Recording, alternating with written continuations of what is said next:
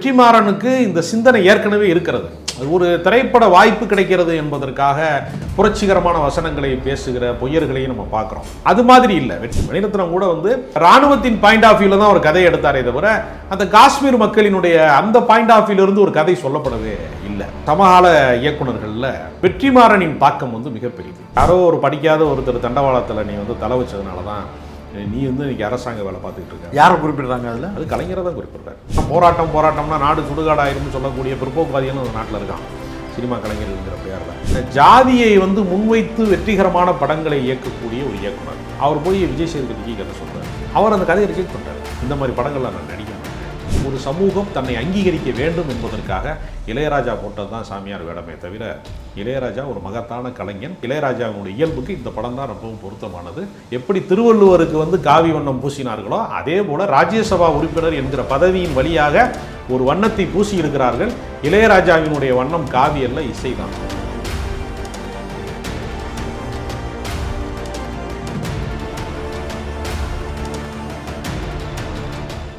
இன்றைய நமது நேர்காணலில் எழுத்தாளர் கவிஞர் ராஜகம்பீரன் அவர்கள் இணைந்திருக்கிறார். சார் வணக்கம். வணக்கம். விடுதலை பார்ட் 2 படத்தினுடைய ட்ரெய்லர் வெளியாகி இருக்கிறது. சினிமாவில் அரசியல் பேசுவாங்க, புரிஞ்சுக்க முடிஞ்சிச்சு. ஆனால் முழுக்க ஒரு அரசியலே சினிமாவில் வருது அப்படிங்கிறத இந்த ட்ரெய்லரை பார்த்த உடனே தான் புரிஞ்சுக்க முடிஞ்சிச்சு. இவ்வளவு வெளிப்படையான அரசியல் வசனங்கள், அப்பட்டமாக அது ஒரு தமிழ் தேசிய இடதுசாரிய சிந்தனை உள்ள ஒரு பின்புலத்தை கொண்டு காட்சிப்படுத்தல்கள், நேரடியாகவே அரசு வன்முறைக்கு எதிரான காட்சிகள்னு பல விஷயங்களை அந்த ட்ரெய்லரில் நம்மளால் பார்க்க முடிகிறது. இவ்வளவு வெளிப்படையாக ஒரு படைப்பு தமிழ் சினிமாவில் தேவைதானா, அது ஓடிருமா அப்படிங்கிற சந்தேகங்களும் அதோடு வர ஆரம்பிக்குது. அரசியல் திரைப்படங்களை பொறுத்தவரையில் தமிழ்நாட்டில் மிகப்பெரிய கொண்டாட்டமாக தான் அந்த படங்கள் பார்க்கப்பட்டிருக்கிறது. அது பராசக்தி காலம் தொடங்கி இரத்த கண்ணீர் அதற்கு பிற்பாடு இருக்கக்கூடிய பல படங்கள் இருக்கிறது. பசிங்கிறதெல்லாம் கூட ஒரு அரசியல் திரைப்படம் தான். அப்புறம் கம்யூனிச கருத்துக்களை சொல்லுகிற சில திரைப்படங்கள் கூட வந்திருக்கிறது.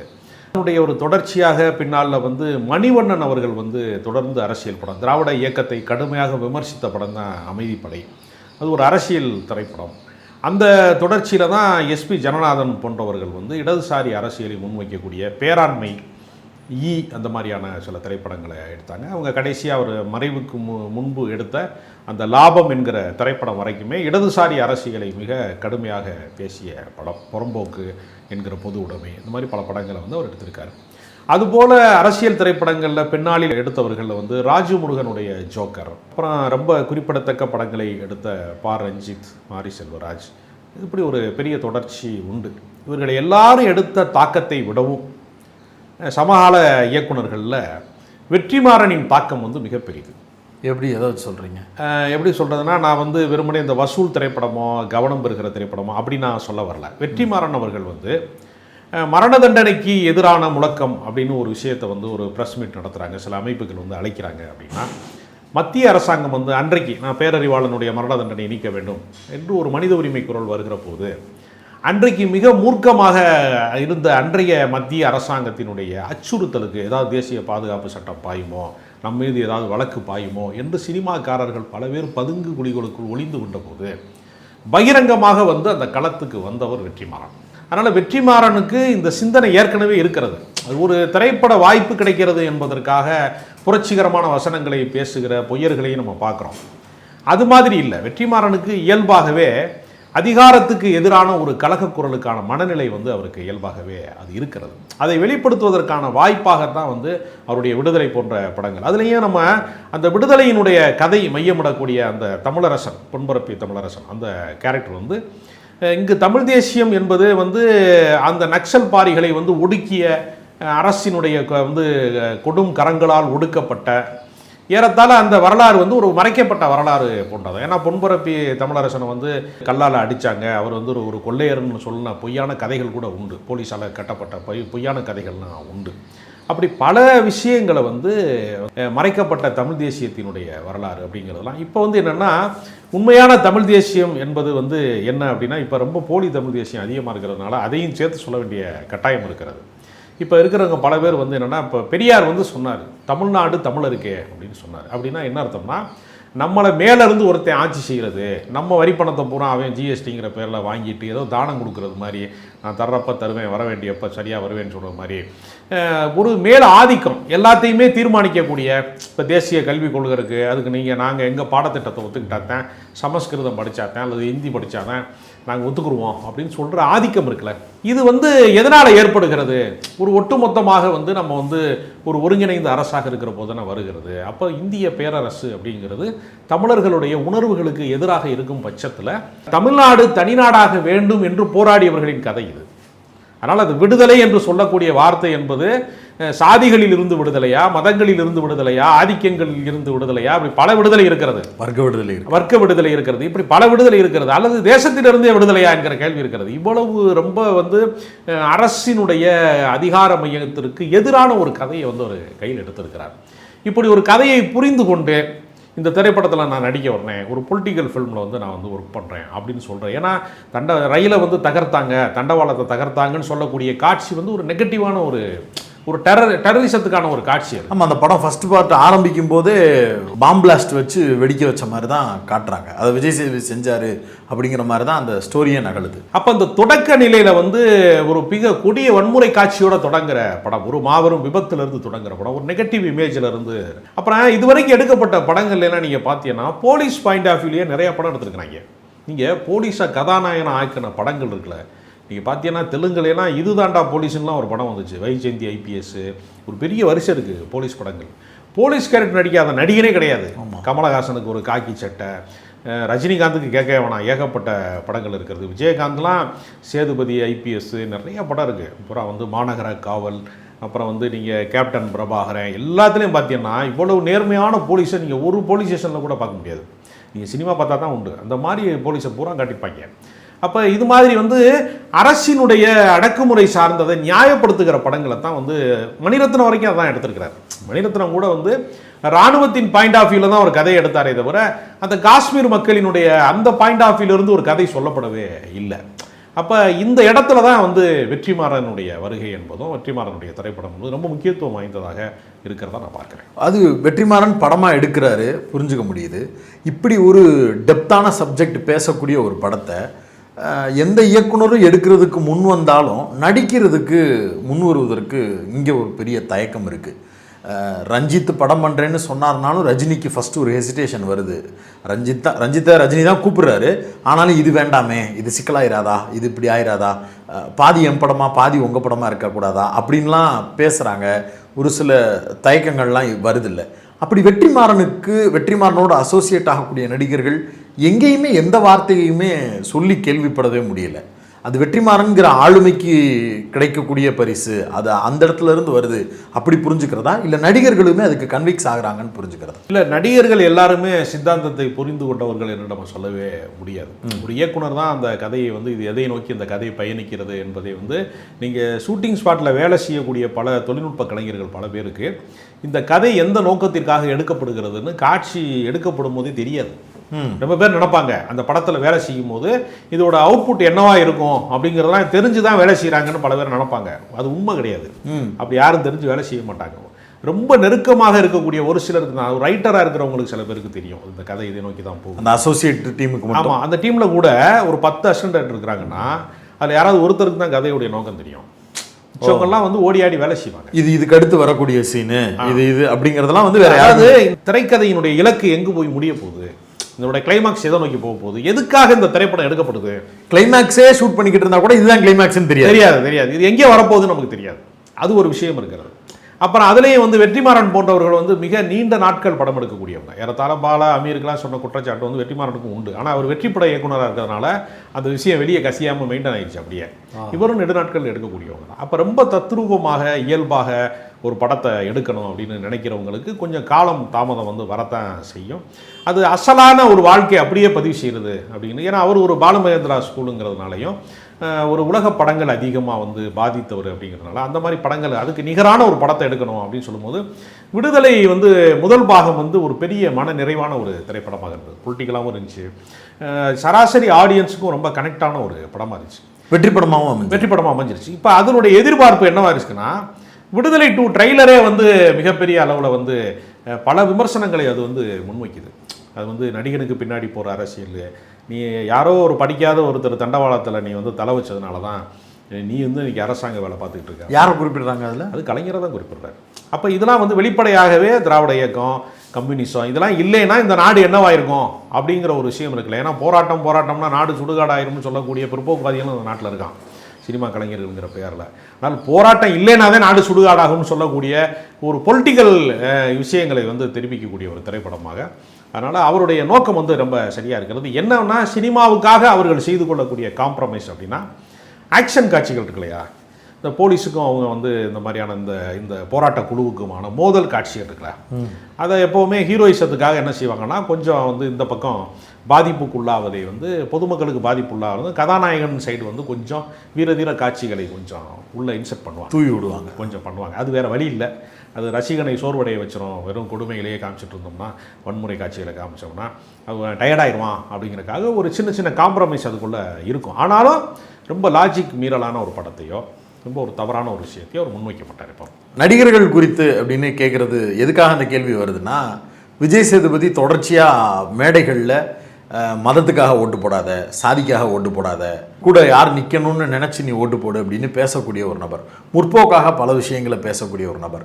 அந்த பக்கம் மஞ்சு வாரியரும் கிட்டத்தட்ட அப்படி தான். அவங்களையும் வந்து ஒரு சர்க்கிள்குள்ளே அடைக்க முடியாமல் ஒரு ரிபல் மூடில் தான் அவங்களோட பிஹேவியரும் இருக்குது. அவங்களோட அசுரன் படம் செலெக்ஷனாக இருக்கட்டும், இதுவும் சரி அப்படி இருக்குது.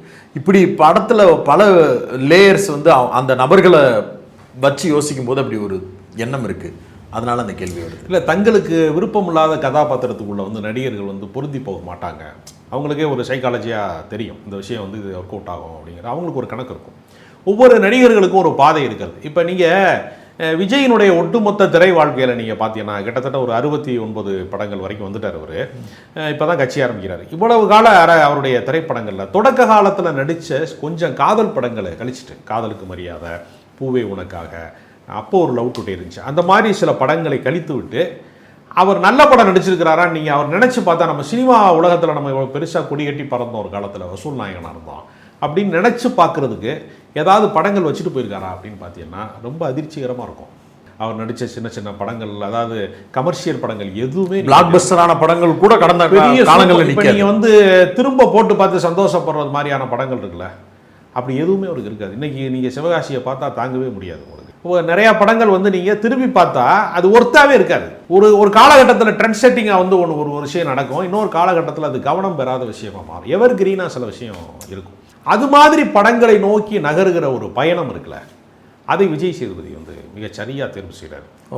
அவர் வந்து தேடி போய் வந்து ஜனநாதனுடைய அந்த சிந்தனைக்காக அவருடைய படத்தில் போய் அவர் வந்து விரும்பி நடித்தார். அவரே வச்சு படம் தயாரித்தார். அதனால் அவருக்கு ஒரு மிகப்பெரிய இழப்பு கூட ஏற்பட்டுச்சு. லாபம்னு பேர் வச்சா கூட படம் பெரிய நஷ்டம் அது. அப்படி அந்த இதெல்லாம் வந்து என்னென்னா அவருக்கு வந்து ஒரு பொலிட்டிக்கலாக இந்த மாதிரி ஒரு நல்ல சிந்தனையை சொல்லக்கூடியவங்க, சோசியல் தாட் உள்ளவங்க அப்படிங்கிறவங்களுக்கான படத்தில் நடிக்கணும் அப்படிங்கிற ஆர்வம் வந்து விஜய் சேதுபதிக்கு இயல்பாகவே உண்டு. அதனால் மத துவேஷம், சாதி துவேஷங்களுக்கெல்லாம் அவர் எதிரானவர் என்பது இன்னும் இது மட்டுமல்ல, ஜாதியை வந்து முன்வைத்து வெற்றிகரமான படங்களை இயக்கக்கூடிய ஒரு இயக்குனர். அவர் போய் விஜய் சேதுபதிக்கு கதை சொல்கிறார். ஒரு தேவர் பேக்ரவுண்டு கதையை எடுக்கிற ஒரு டைரக்டர் போய் வெற்றிகரமான இயக்குனரை போய் சொல்கிறாரு.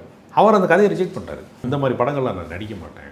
அவர் என்ன நினச்சிட்டு போயிட்டாருன்னா அந்த டைரக்டர் அவரும் நம்ம ஆளு தானே சாதி ரீதியாக, அதனால் சப்போர்ட் பண்ணிடுவார் அப்படின்னு நினச்சி போய் அந்த கதையை சொல்கிறாரு. அவர் அந்த கதையை ரிஜெக்ட் பண்ணிட்டார். அந்தளவுக்கு அவர் வந்து தேர்வு செய்வதில் கொஞ்சம் ஓரளவுக்கு வந்து நியாயமாக பண்ணணும் அப்படின்னு. நீங்கள் குறிப்பிட்ட அந்த இயக்குனர் அவருடைய ஆர்குமெண்ட்டாக என்ன சொல்லுவார்னா, நான் வில்லனுமே என் சமூகத்தில் இருக்கக்கூடிய ஆட்களை தானே காட்டுறேன் அப்படின்னு தான் சொல்லி அவர் எல்லா நடிகர்கள்கிட்டையுமே கதை சொல்கிறாரு. ஊடகங்கள்லையுமே அவர் அதை தான் சொல்கிறாரு. அப்படி விஜய் சேதுபதி சொன்னால் கூட விஜய் சேதுபதி அதில் அந்த முத்திரை தன் மீது விழுவதை வந்து அவர் அனுமதிக்கலாம். அது வேண்டாம், அப்படி ஒரு படம் வேண்டாம் நமக்கு அப்படின்னு ஒரு அதை இது பண்ணிட்டார். அதனால் இந்த ஜாதி ரீதியான இந்த மாதிரியான விஷயங்களுக்குள்ளே வந்து தன்னை பொருத்தி கொள்ள விரும்பலை அப்படிங்கிற ஒரு விஷயத்தில் அவர் ரொம்ப கராலாகவே இருக்கிறாருன்னு கூட நம்ம சொல்லலாம். ஒரு கலைஞனாக அவர் வந்து ஒரு வில்லனாக நடிப்பார், திருநங்கையாக நடிப்பார், ரொம்ப வந்து இதான கேரக்டர்லாம் நடிப்பார், வயசான ஆளாக நடிப்பார், கலவனாக நடிப்பார், எல்லாமே நடிக்கிறாரு. ஆனால் ஒருபோதும் சாதிய வாதத்துக்கு துணை போகிற கதாபாத்திரங்கள் நடிக்க மாட்டேன் அப்படிங்கிறதுல ஒரு தெளிவாக இருக்கார். அவருடைய கமர்ஷியல் ரூட்டுக்குள்ளேயே இந்த மாதிரி சில விஷயங்களுக்குள்ள அவர் காம்ப்ரமைஸ் ஆகலை அப்படிங்கிறது உண்மைதான். இதில் ரொம்ப முக்கியமான புள்ளி என்னென்னா, சாதி ரீதியாக சாதியை ப்ரொவோக் பண்ணுற மாதிரியான படத்தில் நடிக்க மாட்டேன்னு சொல்கிறது கூட எல்லாரும் சொல்லிடலாம். ஆனால் அந்த மாதிரி பாசிட்டிவாக சாதியை எதிர்ப்பு அப்படிங்கிற புள்ளியில் பேசணும், அந்த மாதிரி படங்கள்லையும் நான் நடிக்கணும், அப்போ தான் இந்த கருத்துக்கு நான் நடிக்கிறது வலு சேர்க்கும் அப்படின்னு சொல்கிறதுக்கு நடிகர்கள் தயங்குவாங்க. அந்த படங்களை தேர்ந்தெடுக்கிறதுக்கு நடிகர்கள் தயங்குவாங்க. விஜய் சேதுபதி மாறா இந்த பக்கம் இருக்கக்கூடிய கதைகளை தேர்ந்தெடுத்து நடிக்கிறாருங்கிறது தான் மித்தவங்களுக்கும் இவருக்கு இருக்க வித்தியாசம். இன்னொன்று, இந்த படத்தில் சூரி இன்னைக்கு கமர்ஷியல் ஹீரோவாக தன்னை அடையாளப்படுத்துவதற்கு விடுதலை தான் பெரும் காரணம். வெற்றிமாறன் தான் எனக்கு அதற்கான விதை. நீங்கள் தான் நான், நீங்கள் இல்லைன்னா நான் ஒன்றுமே இல்லை அப்படின்னு நேற்று ட்ரெய்லர் வெளியீட்டு விழா மேடையில் பேசுகிறாரு. சூரிக்கான களம் அப்படிங்கிறது திட்டமிடப்பட்டதா, இல்லை சூரியும் இதுக்குள்ளே வரணும்னு நினைக்கிறாரு? ஒரு நடிகனுக்கு ஏற்கனவே இருக்கக்கூடிய இமேஜ் இருக்கு இல்லையா? அப்போ வந்து ராஜ்கிரன்னா ஒரு ஒரு ஒரு கிராமத்து மனிதன் அப்படின்னு, ஒரு முரட்டு மனுஷன் அப்படின்னு ஒரு கேரக்டர், ஒரு இமேஜ் இருக்கு இல்லையா? ஒவ்வொரு கேரக்டருக்கும் ஒரு இமேஜ் இருக்கும். அதை வந்து எஸ்டாப்ளிஷ் பண்ணுறது எளிது. அந்த கேரக்டர் வந்தாலே இப்போ கவுண்டமணியை பார்த்தா சிரிச்சிருவான் அப்படிங்கிறது அது மாதிரி ஒரு எளிதான விஷயம், ஏற்கனவே ஒரு இமேஜ் சம்மந்தப்பட்ட விஷயம். அப்படி இமேஜ் இருக்கக்கூடிய ஒரு நடிகனை கொண்டு வந்து அதற்கு நேர்மாறான கதாபாத்திரங்களை நடிக்க வைக்கிறது இருக்குல்ல, அது இயக்குநர்களுக்கு இருக்கக்கூடிய மிகப்பெரிய சவால். இப்போ வெறும் நகைச்சுவை காட்சியில் நடித்து கொண்டிருக்கிற வடிவேலை கொண்டு வந்து மாமன்னனில் வந்து ஒரு சோகமான கதாபாத்திரத்துக்கு ஒரு தகப்பன், பரிதவிக்கக்கூடிய ஒரு தகப்பன் அப்படிங்கிற ஒரு இடத்துல வந்து அவர் மாரி செல்வராஜ் நடிக்க வைக்கிறார் இல்லையா? இதுதான் ஒரு பெரிய சாதனை நான் நினைக்கிறேன். ஏன்னா அந்த இமேஜை கலைக்கிறது வந்து ரொம்ப கடினமான விஷயம்.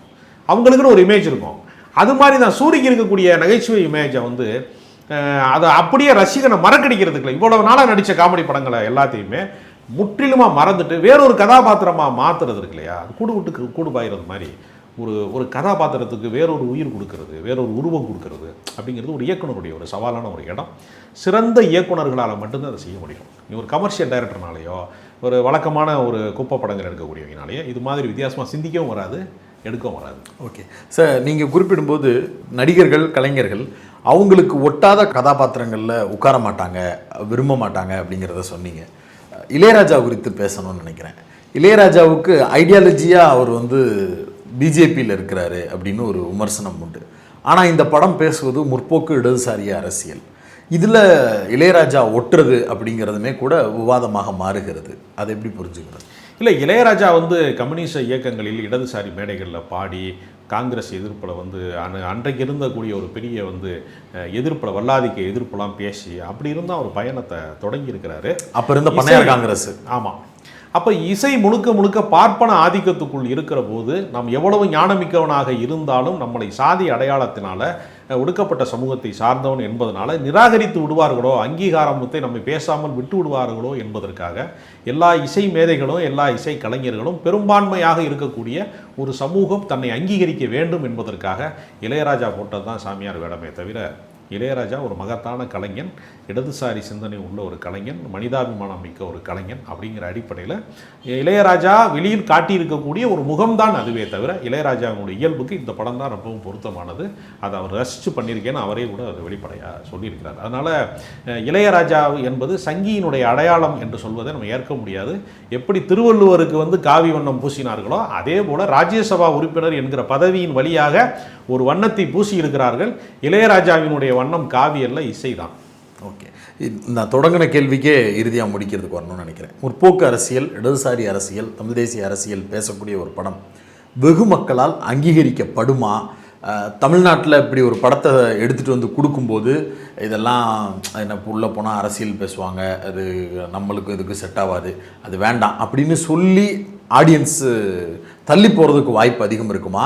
இல்லை படத்தை போய் என்னென்னு தெரிஞ்சுக்குவோம் அப்படின்னு வருமா? ஏன்னா ஆடியன்ஸ் எப்படி யோசிப்பாங்கன்னா, ஒரு 3 மணி நேரம் 2 மணி நேரம் போகணுன்னா ஜாலியாக பார்த்துட்டு வரணும், அதுக்கு தான் நான் உள்ளே வரணும், இந்த மாதிரி படத்தை போட்டு என்னை போட்டு ட்ரபிள் பண்ணக்கூடாது அப்படின்னு ஒரு செய்தியெல்லாம் உலாவ விடுறாங்க.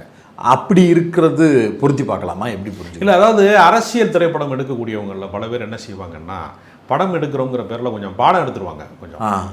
அதனால் வசனங்களுடைய ஆதிக்கம் அதிகமாகி ரொம்ப ஜாஸ்தியாக பேசக்கூடிய டைலாக்ஸ் வந்து மிதமிஞ்சி போகிற போது வேலு பிரபாகரன் படங்கள்லாம் வெற்றி பெறாமல் போனதற்கு பெரிய காரணம் கூட அதுதான் வந்து சொல்லப்பட்டது.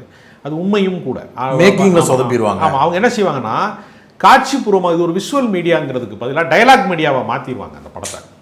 அந்த இடத்துல அவர்கள் தோற்று போயிருக்கிறார்களே தவிர ரொம்ப காட்சிபூர்வமாக ஒரு விஷயத்தை அணுகிறது, திரைக்கதையில் தேவையான அளவுக்கு மட்டும் வசனம் வைக்கக்கூடிய பொலிட்டிக்கல் படம் எல்லாமே வெற்றி பெற்றிருக்கிறது. அதிலேயே வெற்றிமாறனுக்கு அந்த மீட்ரு கரெக்டாக தெரியும், ஜெயிப்பதற்கான உத்தி என்ன என்பதும் அவருக்கு தெரியும், அவருக்கு அரசியல் தெளிவும் உண்டு. அதனால் இந்த படம் மாபெரும் வெற்றி பெறும்.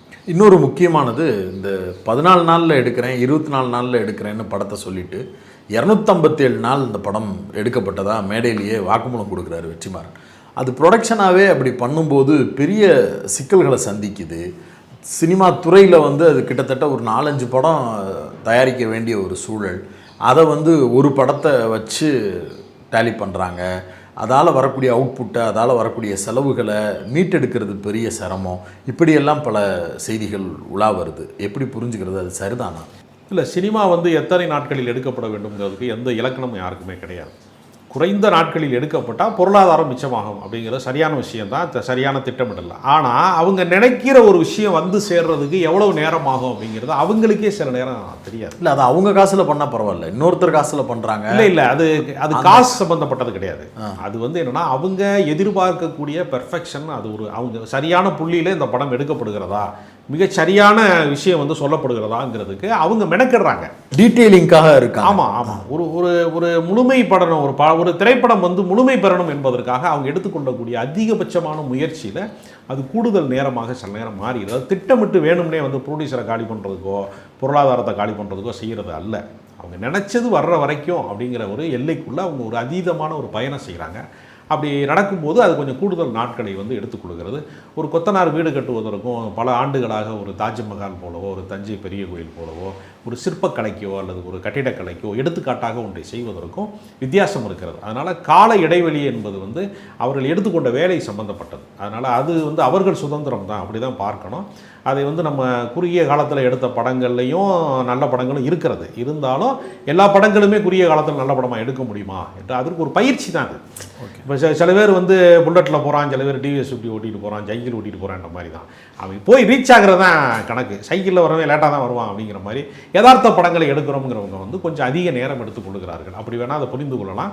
ஆனால் அது அவங்களுக்கான அந்த படைப்பு சுதந்திரமாகத்தான் நான் அதை பார்க்குறேன். இயல்பாகவே வெற்றிமாறன் போன்ற இயக்குநர்கள் பாலு மகேந்திரா பட்டறையிலிருந்து வந்ததுனால அவங்களுக்கு ஒரு திரைப்படம் என்ன மீட்டரில் எடுக்கப்படணும், எவ்வளவு யதார்த்தத்தை நம்ம சொல்லணும், யதார்த்த மீறல் எந்த இடத்துல நிறுத்தணும் அப்படிங்கிற ஒரு விஷயம் இருக்கிறது. அதை அவங்க மிக சரியாக தெரிந்து கொண்டதுனால கமர்ஷியலுக்கான மீட்ரு எது, அவார்டுக்கான மீட்ரு எது அப்படிங்கிற 2 விஷயமும் அவருக்கு தெரிஞ்ச காரணத்தினால அவர் படத்தை கமர்ஷியலாகவும் சக்ஸஸ் பண்ணிடுவார். அதே சமயத்தில் நினைவு கூறத்தக்க ஒரு பெரிய ஒரு அவார்ட் படமாவோ, தேசிய விருது பெறக்கூடிய படமாவோ, ஆளுவருடைய ஆடுகளமாக இருக்கட்டும் அல்லது விசாரணையாக இருக்கட்டும், எல்லாமே பார்த்தீங்கன்னா காலத்தால் நிலை பெறக்கூடிய ஒரு படமாகவும் அவர் உருவாக்கக்கூடிய அந்த 2 வித்தைகளும் தெரிந்தவராக இருப்பார். சில பேர் அவார்டும் நல்லா வாங்குவாங்க, கமர்ஷியலாக வசூல் பண்ணுற படத்தை அவங்களால எடுக்க முடியாது. கமர்ஷியலாக சூப்பர் டூப்பர் கிட்டு கொடுப்பாங்க, அவங்களால ஒரு காலத்தால் நிலை பெறக்கூடிய திரைப்படத்தை எடுக்க முடியாது. 2ம் இணைகிற ஒரு புள்ளியாக தமிழ் சினிமாவில் வெற்றிமாறன் திகழ்கிறார். வெற்றிமாறன் படம் மட்டும் இந்த 100 கோடி பட்ஜெட்டு, கலெக்ஷன் இவ்வளவு அப்படிங்கிற ஆர்குமெண்ட்டுக்குள்ளே வரவே மாட்டேங்குது. உண்மையிலே அப்படியான வசூல்களை அடைவதில்லையா, இல்லை அதுக்கு தேவையான வசூல் அதை அடைஞ்சிருக்கு? இல்லை, மற்ற திரைப்படங்களை விடவும் கூடுதல் வசூல் செய்யக்கூடிய படமாகத்தான் வெற்றிமாறன் படம் இருக்கிறது. ஆனால் அது கருத்தியல் விவாதமாக மாறுகிற காரணத்தினால கமர்ஷியல் விஷயங்கள் அதிகமாக பேசப்படுவதில்லை. அதுக்கு காரணம் அவர் எழுப்பக்கூடிய அந்த கதையின் வழியாக அவர் எழுப்பக்கூடிய தாக்கம் தான் காரணம். ஆனால் ப்ரொடியூசர்ஸ் எல்லாமே சேஃப் ஹேண்ட் தான். அவர் சினிமாவை பொறுத்தவரையில் நீங்கள் ஒரு ப்ரொடியூசரை லாஸ் பண்ணிவிட்டு அடுத்தடுத்த படங்களுக்கு பயணிக்கவே முடியாது. நீங்கள் தோல்வி படம் கொடுத்தீங்கன்னா உங்கள் பயணம் நீங்கள் எவ்வளவு பெரிய இயக்குனராக இருந்தாலும் கமர்ஷியலாக நீங்கள் இந்த குதிரை ஓடாதுன்னா பந்தயம் கட்ட ஒருத்தர் கூட வரமாட்டாங்க. அதுதான் தமிழ் சினிமாவினுடைய எழுதப்படாத ஒரு விதி. வெற்றிமாறன் ஓடிக்கிட்டே இருக்கிறது. வெற்றிமாறன் ஒரு பந்தய குதிரையாக ஓடிக்கொண்டே இருக்கிறார், அதே சமயத்தில் சிறந்த படங்களை தந்து கொண்டே இருக்கிறார். அந்த 2 விஷயங்களும் அவருக்கு வசப்பட்ட காரணத்தினால அவர் தொடர்ந்து ஓடிக்கொண்டே இருக்கிறார், வெற்றி பெறுகிறார். விடுதலை 2 குறித்து பல்வேறு விஷயங்களை பேசியிருக்கிறோம்.